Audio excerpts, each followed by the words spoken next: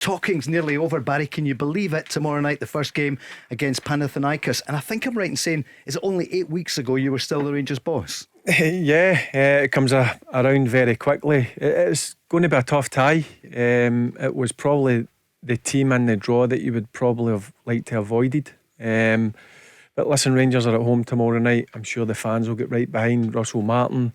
He's made a number of signings, Paul. It'll be interesting to see how they do. But some of the signings I've been impressed by. I think they'll do a very good job for Rangers. But it's all about getting the result and making sure they go to Greece next week with a victory under their belt. Billy's on, a big Rangers fan already. 0808 17 17 700, saying, Barry, thank you for the special moments, winning at Parkhead, he said, and also overcoming Jose Mourinho. How did you judge your time in charge at Rangers? It was a bit bumpy at times, Paul. I kind of knew that was going to be the case. No, I knew that was going to be the case when I took over. The players were very low. They'd suffered some difficult results. So it was about me coming in and trying to lift them with the staff that I brought alongside me, and Neil McCann, Billy Dodds and Alan McGregor. And I thought we'd done pretty well. Look, there was some results, certainly at Ibrox, and the ones that stick out, Motherwell and Hibs. They were really disappointing, and we probably deserved to lose them. But overall, look, I can look myself in the mirror.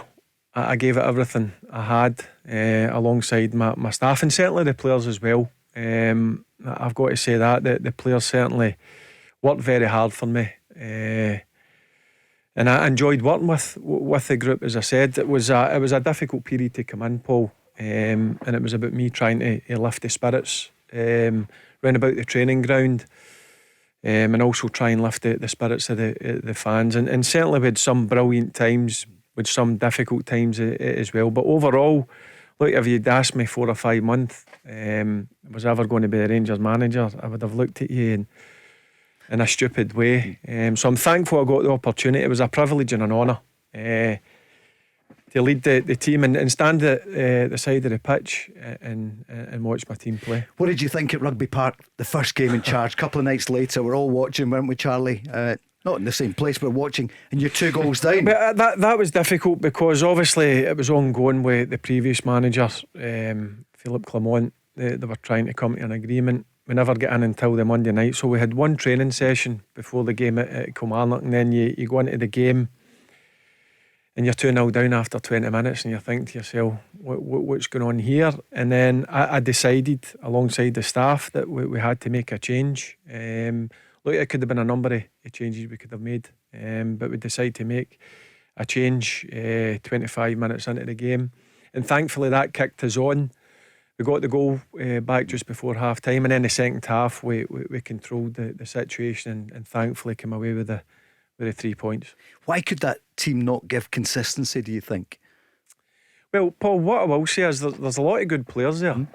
I just thought they needed a bit more experience, a bit of help, and I'm looking at the signings just now. I know there's a few young ones, but they're obviously brought Joe Rothwell in, who's an experienced campaigner. I think Charlie played with him at Blackburn. Yeah, he's a very good player. He's played at a very good level. I think guys like that will certainly help the group that's already there, and I'm sure Russell will try and bring in or add another 2 or 3 more experienced players.